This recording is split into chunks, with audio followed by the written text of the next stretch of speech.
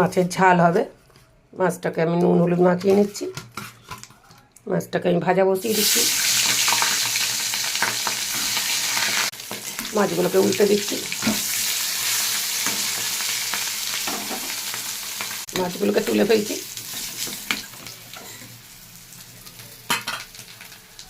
এই তেলেই দিয়ে দিচ্ছি দুটো কালো জিরে, দিয়ে দিচ্ছি পেঁয়াজ বাটা।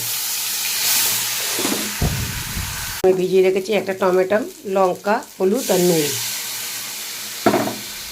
মশলাটা ভালো করে কষিয়ে নিচ্ছি। আর একটু কষা হবে। মশলাটা কষা হয়ে গেছে, দিয়ে দিচ্ছি জল।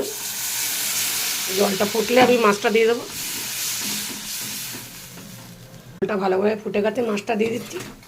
5 মিনিট আর ফুটিয়ে নামিয়ে দেবো। হয়ে গেছে, নামিয়ে দেবো। পুরো লেবু পাতা দিয়ে দিলাম। আমার রান্না দেখে ভালো লাগে তাহলে একটা লাইক কমেন্ট শেয়ার করে দেবেন। আমার চ্যানেলটাকে সাবস্ক্রাইব